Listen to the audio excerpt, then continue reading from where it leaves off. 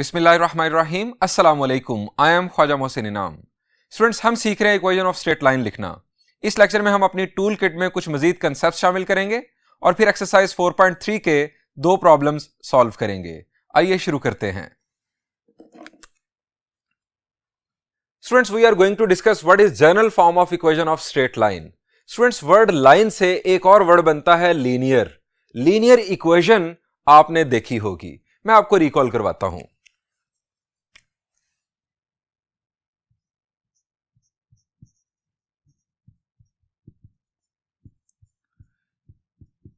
Equation of the form, अगर हम X Y plane के रेफरेंस से बात करें तो A X plus B Y plus C is equal to 0, where A B C belongs to set of real numbers, A and B are not simultaneously zero. Students, X Y plane के reference से किसी straight line की equation general form में इस तरह से लिखी जाती है। और अगर हम बात करें 3D स्पेस की तो फिर हो जाएगी ax plus B Y plus c z plus d is equal to 0। आपके पास एक तीसरा वेरिएबल भी आ जाएगा स्पेस की वजह से। ये आपके पास स्पेस में स्ट्रेट लाइन की जनरल इक्वेशन कंसीडर होगी। स्टूडेंट्स, हम यहां पर 2 डायमेंशनल प्लेन की बात कर रहे हैं, एक्स वाई प्लेन की बात कर रहे हैं, रियल प्लेन की बात कर रहे हैं, तो उस वजह से a B C belongs to set of real numbers, और इसके अलावा ए और बी को साइमल्टेनियसली 0 नहीं होना चाहिए। साइमल्टेनियसली 0 होने से मुराद यह है कि अगर ये दोनों 0 हो गए साइमल्टेनियसली तो फिर आपके पास इक्वेशन में वेरिएबल गायब हो जाएगा। आपके पास कांस्टेंट इज इक्वल टू 0 आ जाएगा और सिर्फ 0 इज इक्वल टू 0 ही हो सकता है, इसके अलावा कोई और कांस्टेंट इक्वल टू 0 नहीं हो सकता। इक्वेशन बनाने के लिए आपके पास किसी एक वेरिएबल का मौजूद रहना जरूरी है। अब स्टूडेंट्स, एक और बात आपको बता देता हूं कि अगर आप a को 0 करेंगे तो जरा सोचें कि इक्वेशन की शक्ल क्या बन जाएगी। अगर a को 0 करेंगे तो ये टर्म एलिमिनेट हो जाएगी, यहां पर आ जाएगा b Y plus C is equal to 0। B Y plus C is equal to 0 अगर मैं आपको रफ में बताऊं तो यहां पर हमारे पास y is equal to minus c over b, y is equal to constant. ये किस लाइन की इक्वेशन बन जाएगी? The answer is y constant होता है किसी हॉरिजॉन्टल लाइन के लिए, ये हॉरिजॉन्टल लाइन की इक्वेशन बन जाएगी। अगर आप b को 0 करेंगे तो उस सूरत में x is equal to minus c over a, x is equal to constant, ये आपके पास एक वर्टिकल लाइन की इक्वेशन बन जाएगी। और अगर आपके पास दोनों वेरिएबल्स किसी लीनियर इक्वेशन में मौजूद होंगे तो याद रखें कि वो हमेशा स्लांट लाइन की इक्वेशन होगी। दोबारा सुन लें, अगर आपके पास किसी लीनियर इक्वेशन में दोनों वेरिएबल्स मौजूद हों एक्स बी और वाई बी तो वो डेफिनेटली किसी स्लांट लाइन की इक्वेशन होगी। और एक और बात आपको बता देता हूं, अगर किसी लीनियर इक्वेशन में कांस्टेंट की वैल्यू 0 होगी, फॉर एग्जांपल मैं एक लीनियर इक्वेशन लिख देता हूं 3x plus 2y is equal to 0। अब इसमें सिर्फ वेरिएबल टर्म्स हैं, इसके अलावा कोई कांस्टेंट टर्म मौजूद नहीं है। स्टूडेंट्स, अगर आपके पास दोनों वेरिएबल्स मौजूद होंगे किसी भी इक्वेशन में तो इसका मतलब है कि जो लाइन है वो स्लांट होगी। अब अगर कांस्टेंट भी मौजूद नहीं है, कांस्टेंट 0 हो चुका है, तो इसका मतलब है कि लाइन ओरिजिन से पास कर रही होगी। ये आपके पॉइंट्स हैं जो आपको एमसीक्यूज में काम आ सकते हैं, ये बड़े शॉर्टकट ट्रिक्स हैं बुनियादी तौर पर। स्टूडेंट्स, हम अब ये बात करते हैं कि ये जो general form of equation of straight line है इसका यूजेज क्या है। स्टूडेंट्स, इससे पहले हम स्लोप इंटरसेप्ट फॉर्म पढ़ चुके, हम पॉइंट स्लोप फॉर्म पढ़ चुके, हम 2 पॉइंट फॉर्म पढ़ चुके, हम 2 इंटरसेप्ट फॉर्म पढ़ चुके, हम normal form of equation of straight line पढ़ चुके, हम पैरामीट्रिक फॉर्म्स पढ़ चुके। ये अब आगे जनरल फॉर्म। अब वहां पर हमने उन सब का यूज भी पढ़ा था। स्टूडेंट्स, ये जितनी फॉर्म्स हैं जो मैंने अभी बोली, slope intercept form, 2 point form, 2 intercept form, point slope form, normal form, ये बुनियादी तौर पर लाइन की इक्वेशन को लिखने के फार्मूलाज हैं।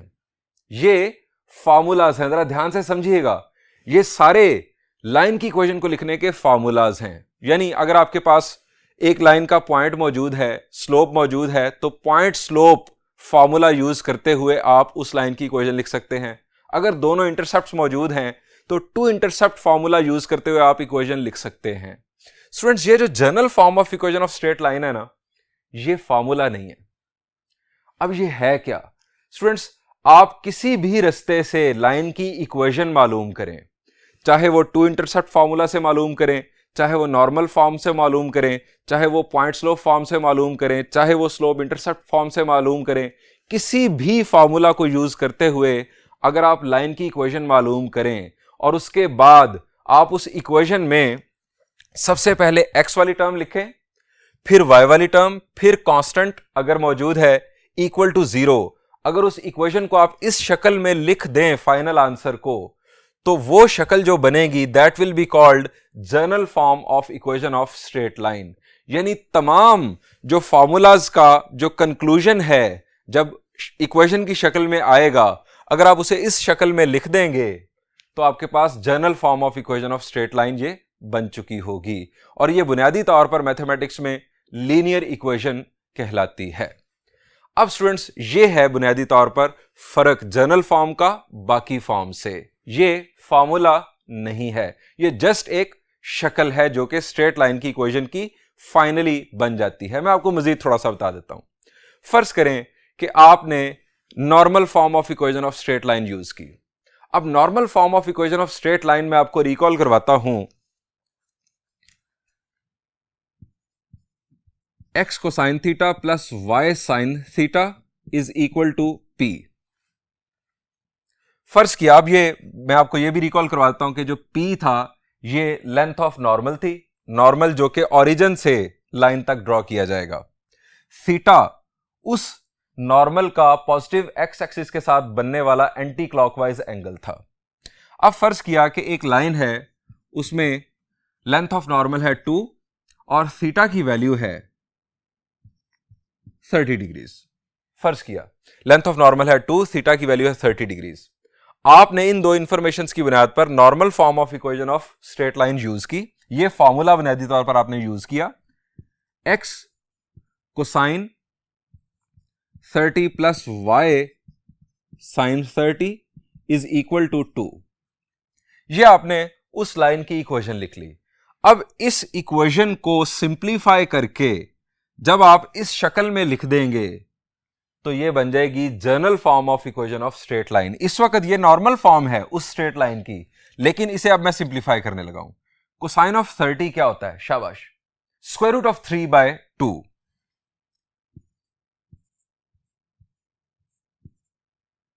Plus y sine 30 is 1/2 is equal to 2। अब इस डिनोमिनेटर से जान छुड़ाने के लिए सारी इक्वेशन को हम 2 से मल्टीप्लाई कर देते हैं। 2 से मल्टीप्लाई करेंगे सारी इक्वेशन को तो हमारे पास यहां पर आ जाएगा स्क्वायर रूट ऑफ 3x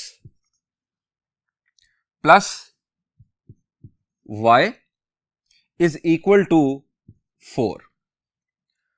अब इस कांस्टेंट को भी लेफ्ट साइड पर शिफ्ट कर दें, तमाम टर्म्स इक्वल के एक तरफ। Square root of 3x plus y plus 4 sorry -4 आएगा लेफ्ट साइड पर, इज इक्वल टू 0।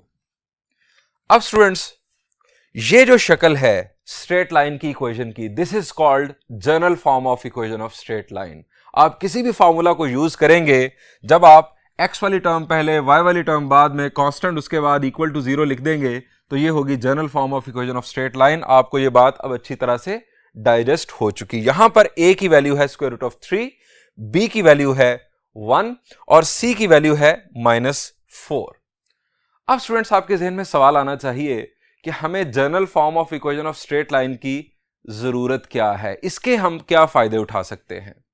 स्टूडेंट्स, फर्ज करें कि आपके पास general form of equation of straight line given है, किसी लाइन की इक्वेशन इस शक्ल में गिवन है जनरल फॉर्म में, और आपको कहा जाता है कि आप उस लाइन की स्लोप मालूम करें, उस लाइन का y इंटरसेप्ट मालूम करें, उस लाइन के दोनों इंटरसेप्ट्स मालूम करें, यानी उस लाइन के बारे में आपसे इंफॉर्मेशन मांगी जाती है। किस बुनियाद पर? कि ये आपको मैं दे रहा हूं जनरल फॉर्म उस लाइन की। तो स्टूडेंट्स ये आप कर सकते हैं। आप general form of equation of straight line से लाइन के बारे में बहुत सारी इंफॉर्मेशंस निकाल सकते हैं। मैं अब आपको एक चीज सिखाने जा रहा हूं, that is how to find slope of line if general form of equation of straight line is given. Students अभी तक हमने लाइन की स्लोप मालूम करने के दो मेथड डिस्कस किए थे। पहला मेथड हमने डिस्कस किया था कि अगर हमें उस लाइन के दो पॉइंट्स गिवन हो तो हम y2 minus y1 over x2 minus x1 के फॉर्मूला से, या अगर आप उल्टा कर दें order, y1 minus y2 over x1 minus x2 formula से उस लाइन की स्लोप मालूम कर सकते हैं। या दूसरा रास्ता यह था कि अगर आपको उस लाइन का इंक्लिनेशन गिवन हो तो आप इंक्लिनेशन का टेंजेंट लेने से स्लोप मालूम कर सकते हैं। अब स्टूडेंट्स हम ये तीसरा मेथड डिस्कस करने जा रहे हैं कि अगर लाइन की इक्वेशन आपको जनरल फॉर्म में गिवन हो तो आप उसकी स्लोप कैसे मालूम करेंगे। Since ax plus by plus c is equal to 0 is general form of equation of straight line.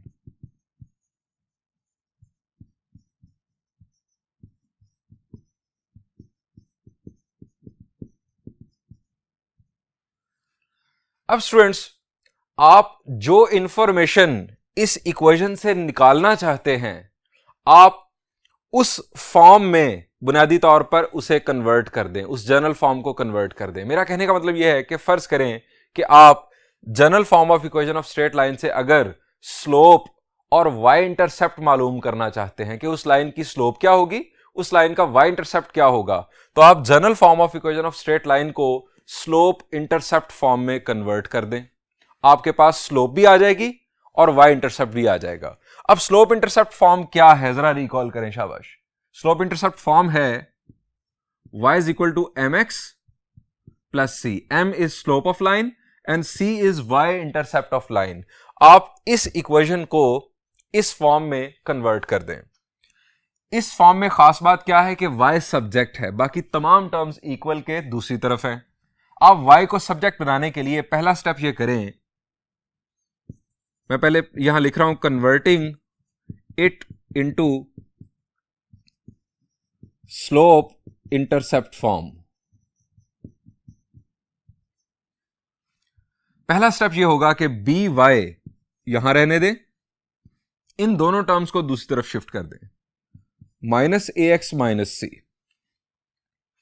अब आपका सिर्फ y सब्जेक्ट होना चाहिए। y का कोएफिशिएंट 1 है, यहां पर y का कोएफिशिएंट b है। आप क्या करें, b से पूरी इक्वेशन को डिवाइड कर दें।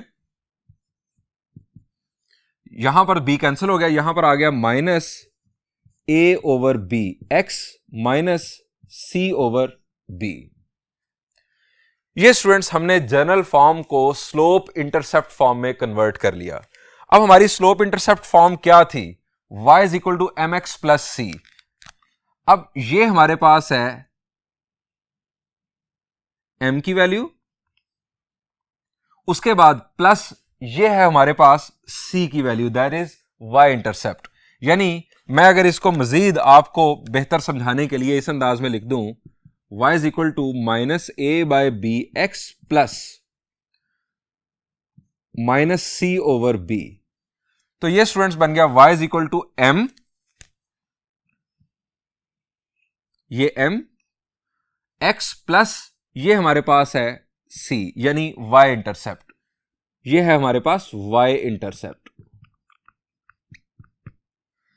अब यहां से हमें बुनियादी तौर पर जनरल कंसेप्ट अपना बनाना चाहिए। इसको रट्टा मारने की जरूरत नहीं है, आपको कंसेप्ट बनाना चाहिए। वो कंसेप्ट कैसे बनेगा जरा ध्यान देना है आपने।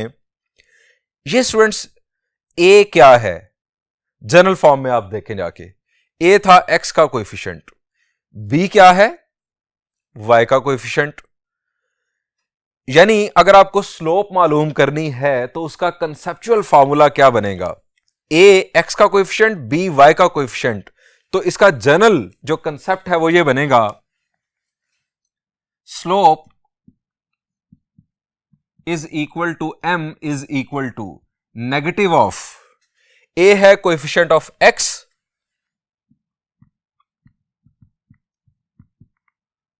डिवाइडेड बाय बी है कोएफिशिएंट ऑफ y,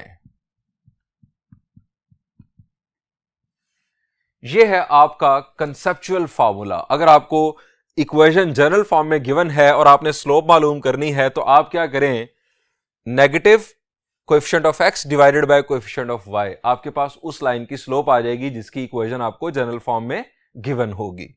दूसरी चीज y इंटरसेप्ट के लिए,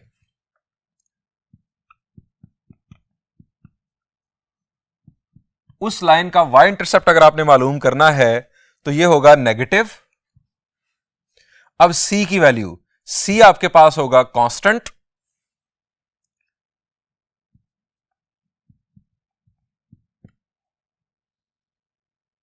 डिवाइडेड बाय b आपके पास है कोएफिशिएंट ऑफ y।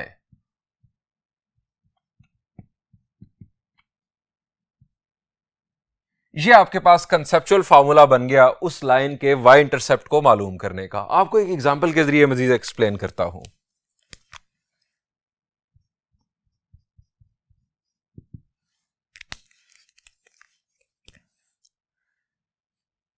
आपके पास इक्वेशन है 3x minus 2y minus 7 is equal to 0। Students, क्या यह लीनियर इक्वेशन है? The answer is yes. यह है general form of equation of straight line, पहले x फिर y फिर कांस्टेंट इक्वल टू 0। हमें इस लाइन की के जिसकी ये इक्वेशन है स्लोप और y इंटरसेप्ट मालूम करना है। आप ये कंसेप्चुअल फार्मूलाज यूज करेंगे। आप पहले a, b और c की वैल्यूज भी लिख सकते हैं। आप a की वैल्यू यहां पर लिख लें a3, b की वैल्यू यहां पर होगी -2 और c की वैल्यू है -7।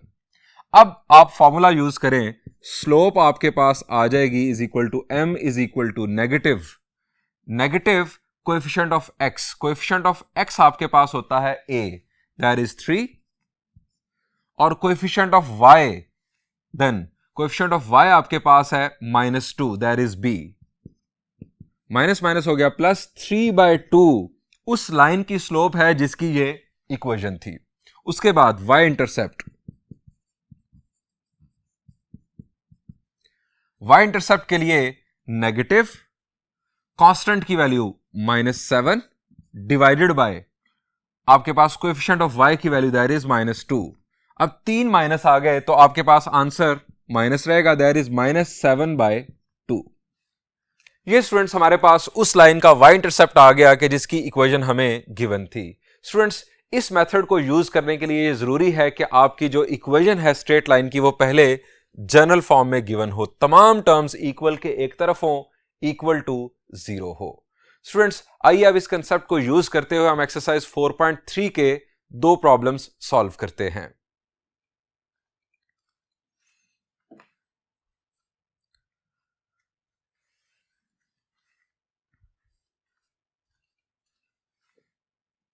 Students, this is problem number 24 of exercise 4.3.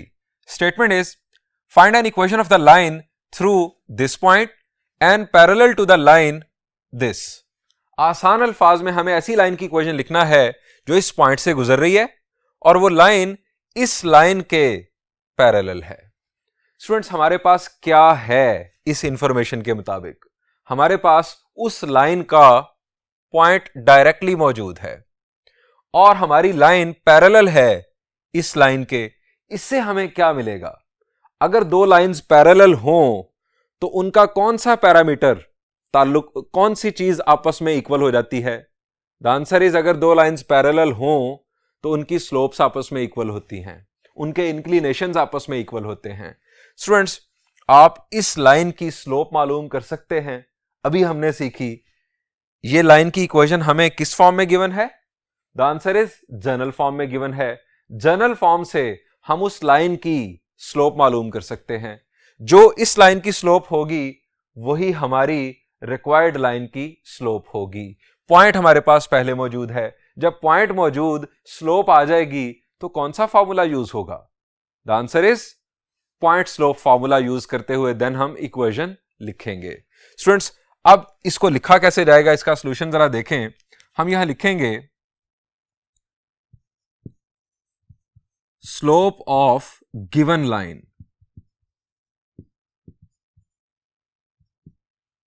ये हमारे पास गिवन लाइन की इक्वेशन है, एक लाइन की इक्वेशन है, हमारी लाइन इस लाइन के पैरेलल है, इसकी स्लोप हमें मालूम करनी है। अभी हमने इसका कंसेप्ट बनाया था, कंसेप्ट क्या था, माइनस, अब न्यूमरेटर में coefficient of x,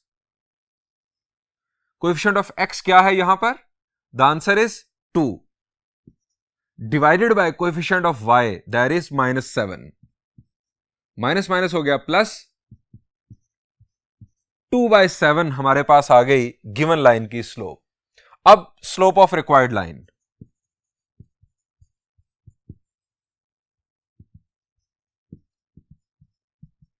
slope of required line, चूंकि हमारी लाइन पैरेलल है इस लाइन के, सो जो ये स्लोप वही हमारी लाइन की slope 2/7। Reason, lines are parallel. Slope of required line 2/7, point of required line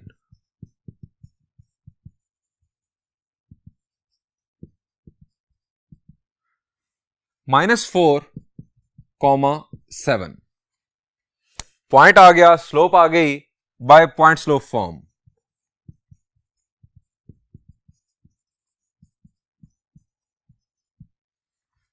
point slope form अब यूज करते हैं,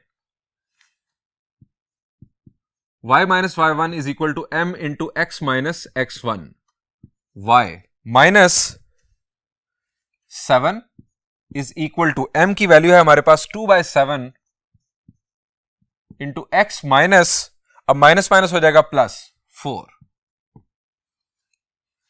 ये स्टूडेंट्स हमारे पास उस लाइन की इक्वेशन आ गई पॉइंट स्लोप फॉर्म की शक्ल में, पॉइंट स्लोप में। अब इसको हम सिंप्लीफाई करके जनरल फॉर्म में कन्वर्ट कर देंगे। हमने अपना फाइनल आंसर हमेशा जनरल फॉर्म में देना है। ये डिनोमिनेटर खत्म करने के लिए पूरी इक्वेशन को 7 से मल्टीप्लाई कर दें। 7y minus 49 is equal to 2 multiply हुआ तो 2x प्लस 8, यहां पर 7 कैंसिल हो गया। अब तमाम टर्म्स को इक्वल के एक तरफ शिफ्ट कर देंगे, 2x माइनस 7y, अब 8 है तो -49, दूसरी तरफ plus 49, 49 plus 8 will be 57 is equal to 0। ये स्टूडेंट्स उस लाइन की इक्वेशन आ गई जनरल फॉर्म में कि जिसके बारे में हमसे यहां पूछा गया था। स्टूडेंट्स बढ़ते हैं नेक्स्ट प्रॉब्लम की जानिब, that is problem number 26। Statement is find equations of two parallel lines. हमें दो पैरेलल लाइंस की इक्वेशंस मालूम करनी है। वो दोनों पैरेलल लाइंस परपेंडिकुलर हैं इस लाइन के 2x minus y plus 3 is equal to 0 के। इस लाइन के परपेंडिकुलर हैं वो दो पैरेलल लाइंस, और दूसरी इंफॉर्मेशन जो उनके बारे में गिवन है वो ये है कि such that the product of the x and y intercepts of each is 3। जो हमारी रिक्वायर्ड लाइन है उनके दोनों इंटरसेप्ट्स का प्रोडक्ट, यानी एक पैरेलल लाइन अगर आप पहले कंसीडर करें तो उसका एक x इंटरसेप्ट होगा, एक y इंटरसेप्ट होगा, दोनों इंटरसेप्ट्स का प्रोडक्ट 3 है। इसी तरह दूसरी लाइन के x और y इंटरसेप्ट का प्रोडक्ट भी 3 है। हमें उन दोनों पैरेलल लाइंस की इक्वेशंस मालूम करनी हैं। वो दोनों पैरेलल लाइंस परपेंडिकुलर हैं इस लाइन के। अब स्टूडेंट्स वो पैरेलल लाइंस इस लाइन के परपेंडिकुलर हैं, तो हमारी लाइंस का इस लाइन के साथ क्या ताल्लुक होगा? शाबाश, दो परपेंडिकुलर लाइंस की स्लोप्स का आपस में क्या ताल्लुक होता है? शाबाश, ये हम कई दफा पढ़ चुके। दो पैरेलल लाइंस की स्लोप्स आपस में इक्वल होती हैं। अगर लाइंस आपस में परपेंडिकुलर हों तो उनकी स्लोप्स एक दूसरे का नेगेटिव रेसिप्रोकल होती है, या हम ये भी कहते हैं कि दोनों की स्लोप्स का प्रोडक्ट -1 के इक्वल होता है। स्टूडेंट्स अगर हमें इस लाइन की स्लोप पता चल जाए तो उस स्लोप का नेगेटिव रेसिप्रोकल करने से हमारी पैरेलल लाइंस की स्लोप्स आ जाएंगी, दोनों के लिए सेम स्लोप होगी। हम इसकी स्लोप मालूम करते हैं। Slope of given line, negative, coefficient of x। ख्याल रहे मैं फिर बता रहा हूं कि अगर आपने स्लोप मालूम करनी है इक्वेशन की मदद से तो इक्वेशन को डेफिनेटली जनरल फॉर्म में होना चाहिए। Negative coefficient of x divided by coefficient of y। Coefficient of y यहां पर क्या है, 1 या -1? The answer is -1। Minus minus हो गया प्लस, तो ये आ गया 2। अब स्लोप ऑफ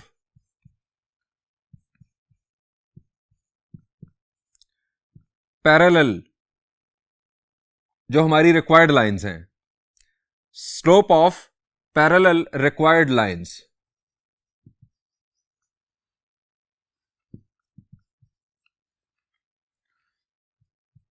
अब जो रिक्वायर्ड लाइंस हैं हमारी, वो इस लाइन के बुनियादी तौर पर परपेंडिकुलर हैं, तो हम क्या करेंगे, इस स्लोप का नेगेटिव रेसिप्रोकल कर देंगे।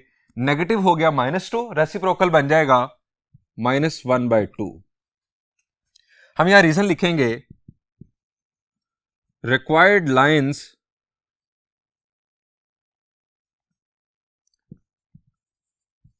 Are perpendicular to given line. ये हमारा आ गया reason.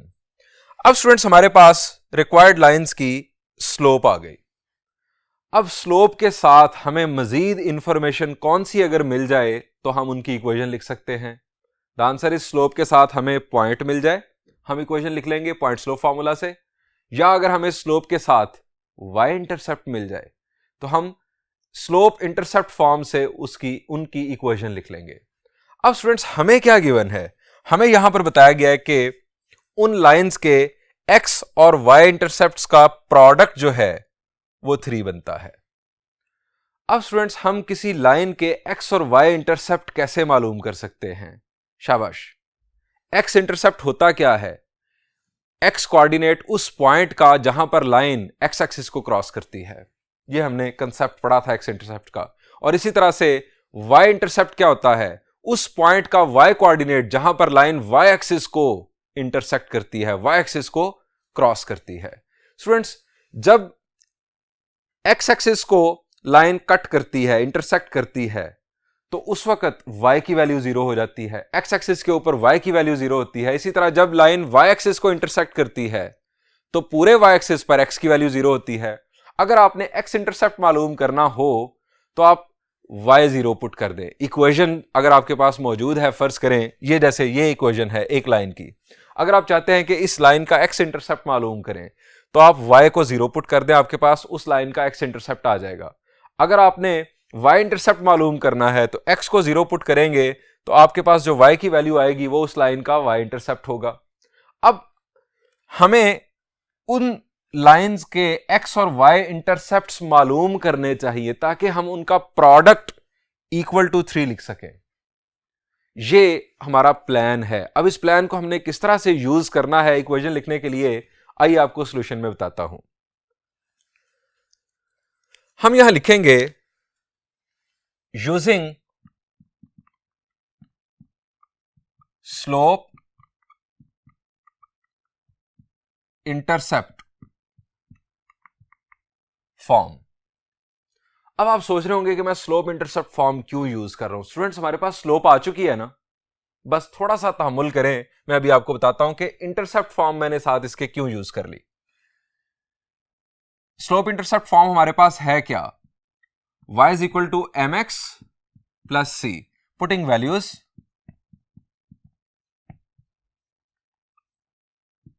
y is equal to m की वैल्यू हमारे पास है -1/2 x प्लस c। अब स्टूडेंट्स मैं चाहता हूं कि मैं इस लाइन का x इंटरसेप्ट भी मालूम कर लूं और y इंटरसेप्ट भी मालूम कर लूं। मैं ये लिखूंगा फॉर x इंटरसेप्ट, इसको नाम दे लें जरा 1 का, क्योंकि हमारे पास c की वैल्यू जब मिल गई तो हमारे पास रिक्वायर्ड लाइन की इक्वेशन आ जाएगी। रिक्वायर्ड 2 लाइंस हैं, दोनों की इक्वेशन हमारे पास आ जाएगी। For x intercept put y is equal to 0, इसमें y की जगह पर 0 पुट कर दें x इंटरसेप्ट मालूम करने के लिए। 0 -1/2 x प्लस c, यहां से हम निकालेंगे x की वैल्यू। अब x की वैल्यू होगी, c दूसरी तरफ जाकर सब्ट्रैक्ट होगा और -2 मल्टीप्लाई हो जाएगा, x की वैल्यू आ जाएगी 2c। दोबारा से सुन लें, c की वैल्यू दूसरी तरफ जाकर सब्ट्रैक्ट होगी, -2 जब मल्टीप्लाई होगा तो हमारे पास आ जाएगा 2c।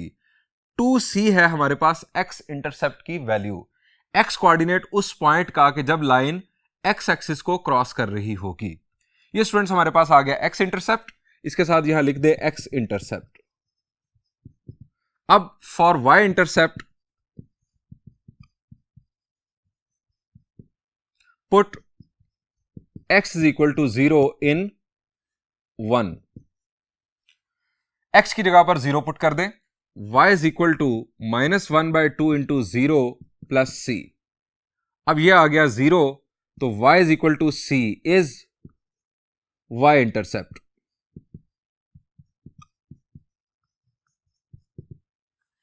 ये हमारे पास लाइन का x इंटरसेप्ट आ गया, ये हमारे पास लाइन का, रिक्वायर्ड लाइन का y इंटरसेप्ट आ गया। हमें कहा गया था कि जो रिक्वायर्ड लाइंस हैं उनके x और y इंटरसेप्ट्स का प्रोडक्ट 3 के इक्वल है। स्टूडेंट्स, बाय गिवन कंडीशन हम लिखेंगे, बाय गिवन कंडीशन क्या है कि दोनों इंटरसेप्ट्स का प्रोडक्ट 3 के इक्वल है।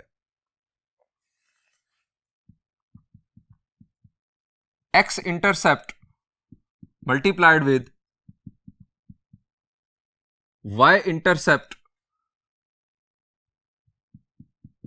Is equal to 3। दोनों इंटरसेप्ट्स का प्रोडक्ट 3 है। x इंटरसेप्ट हमारे पास है 2c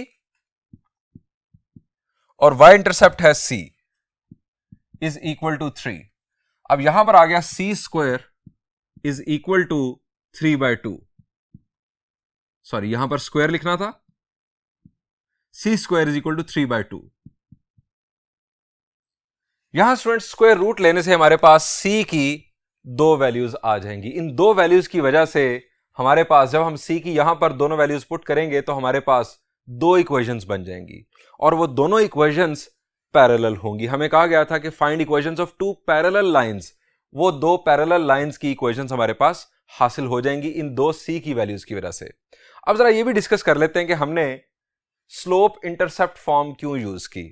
स्टूडेंट्स, अगर मैं दूसरा ऑप्शन, मेरे पास क्या था स्लोप की मौजूदगी में, स्लोप की मौजूदगी में मेरे पास 2 ही ऑप्शन थे, एक स्लोप इंटरसेप्ट और दूसरा पॉइंट स्लोप फॉर्म। अगर मैं पॉइंट स्लोप फॉर्मूला यूज करता जो कि ये है y minus y1 is equal to m into x minus x1। अब m की वैल्यू मैं ठीक है यहां पर पुट कर देता -1/2। उसके बाद मुझे x इंटरसेप्ट चाहिए था और y इंटरसेप्ट चाहिए था। x इंटरसेप्ट के लिए मैंने y को 0 पुट करना था। मैं y को 0 पुट करता तो मेरे पास अननोन अभी भी कौन कौन से थे, x1 और y1। x इंटरसेप्ट में मेरे पास x1 और y1 2 अननोन्स होते, और दूसरी सूरत में अगर मैं y इंटरसेप्ट के लिए x को 0 पुट करता, अगर मैं x को 0 पुट करता तो y की वैल्यू में मेरे पास x1 और y1 अगेन 2 अननोन्स होते। 2 अननोन्स फिर मालूम करना हमारे लिए मुश्किल होता। स्टूडेंट्स, स्लोप इंटरसेप्ट फॉर्म में जब हमने x इंटरसेप्ट और y इंटरसेप्ट मालूम किया, दोनों इन टर्म्स ऑफ c आ गए। दोनों का प्रोडक्ट बनाने से हमारे पास ये देखें c की वैल्यू आ रही है। ये फायदा है स्लोप इंटरसेप्ट फॉर्मूला को यूज करने का। इस सूरत में ये स्टूडेंट्स मेरे पास आ गई c की 2 वैल्यूज। ये दोनों वैल्यूज हम पुट करते हैं यहां पर, putting in 1, y is equal to -1/2 x plus minus c की 2 वैल्यूज स्क्वायर रूट ऑफ 3/2। ये स्टूडेंट्स उन पैरेलल लाइंस की इक्वेशंस आ गई स्लोप इंटरसेप्ट फॉर्मूला की शक्ल में। अब स्टूडेंट्स, ये दोनों पैरेलल कैसे हैं? ये है स्टूडेंट्स उन दोनों लाइंस की स्लोप जो कि -1/2। अब एक लाइन के लिए positive square root of 3/2 y intercept होगा और दूसरी लाइन के लिए negative square root of 3/2 y intercept होगा। आप इसे फर्दर सिंप्लीफाई कर सकते हैं। अब फर्दर सिंप्लीफाई करने के लिए आप क्या करेंगे, आप इस स्क्वायर रूट को कैंसिल करेंगे। y is equal to -1/2 x plus minus. अब ये स्क्वायर रूट कैंसिल करने के लिए आप क्या करेंगे, आप डिनोमिनेटर को स्क्वायर रूट ऑफ 2 से मल्टीप्लाई कर दें और इसी तरह न्यूमिनेटर को भी। मैं इस स्क्वायर रूट को इस अंदाज में लिख सकता हूं और मैंने स्क्वायर रूट ऑफ 2 से मल्टीप्लाई और डिवाइड कर दिया। अब इन दोनों का क्या होगा, स्क्वायर रूट कैंसिल हो जाएगा, ऊपर आ जाएगा 2 3 6, y is equal to -1/2 x plus minus 3 2 6, नीचे आ गया 2 y is equal to -x plus minus square root of 6। अब इस इक्वेशन को, इन बेसिकली दो इक्वेशंस को आप जनरल फॉर्म में कन्वर्ट कर दें, आपके पास आ जाएगा -x दूसरी तरफ प्लस x प्लस 2y। अब पॉजिटिव बन जाएगा नेगेटिव और नेगेटिव बन जाएगा पॉजिटिव, हम इसे लिखेंगे negative positive. Square root of 6 is equal to 0। अब आप इन दोनों को सेपरेट करके भी लिख सकते हैं, x plus 2y plus square root of 6 is equal to 0 and x plus 2y minus square root of 6 is equal to 0 are equations of parallel lines। Students, इस सॉल्यूशन को जरा विजुअलाइज भी करते हैं। स्टूडेंट्स, ये हमारा XY प्लेन। स्टूडेंट्स, हम पहले उस लाइन को ड्रॉ करेंगे जिसकी इक्वेशन हमें गिवन थी। स्टूडेंट्स, ये थी हमारी इक्वेशन। अब इक्वेशन से लाइन ड्रॉ करने का सबसे आसान तरीका यह है कि आप उस लाइन के दोनों इंटरसेप्ट्स मालूम कर लें। अब x इंटरसेप्ट मालूम करने के लिए y को 0 पुट किया तो हमारे पास आ गया x इंटरसेप्ट, और फिर y इंटरसेप्ट मालूम करने के लिए x को 0 पुट किया तो आ गया y इंटरसेप्ट। ये हमारे पास दोनों इंटरसेप्ट्स आ चुके। इन दोनों को x एक्सिस और y एक्सिस पर लोकेट किया और दोनों को ज्वाइन करने से ये हमें मिल गई लाइन। अब स्टूडेंट्स, हमारी जो दोनों पैरेलल लाइंस हैं वो इस लाइन के परपेंडिकुलर हैं। अब इस लाइन के परपेंडिकुलर कितनी लाइंस होंगी? The answer is infinite perpendicular lines इस लाइन पर ड्रॉ की जा सकती हैं। हमें उन दो पैरेलल लाइंस की तलाश है जिनके x और y इंटरसेप्ट का प्रोडक्ट 3 के इक्वल हो। स्टूडेंट्स, हमारे पास इक्वेशंस आ चुकी हैं उन दोनों पैरेलल लाइंस की। स्टूडेंट्स, उन दोनों पैरेलल लाइंस के मुताबिक हमने उनके x और y इंटरसेप्ट्स कैलकुलेट किए और लोकेट करके ये हमने एक लाइन को ड्रॉ कर दिया और ये हमने दूसरी लाइन को ड्रॉ कर दिया। स्टूडेंट्स, आप देख सकते हैं कि दोनों लाइंस पैरेलल हैं और ये पहले वाली लाइन के परपेंडिकुलर भी हैं। अगर आप इन दोनों लाइंस में x और y इंटरसेप्ट्स का प्रोडक्ट करेंगे, यानी एक लाइन को पहले आप देखें, उसका x इंटरसेप्ट पकड़ें और उसका y इंटरसेप्ट पकड़ें, अगर आप इन दोनों का प्रोडक्ट करेंगे तो वो 3 होगा। इसी तरह दूसरी लाइन के x और y इंटरसेप्ट का प्रोडक्ट भी 3 होगा। ये स्टूडेंट्स हमने विजुअली इस सॉल्यूशन को देख लिया। यहां पर इस लेक्चर को एंड करते हैं। इंशाल्लाह नेक्स्ट लेक्चर में हम कुछ मजीद कंसेप्ट्स और सॉल्यूशंस डिस्कस करेंगे। Thank you and Allah Hafiz.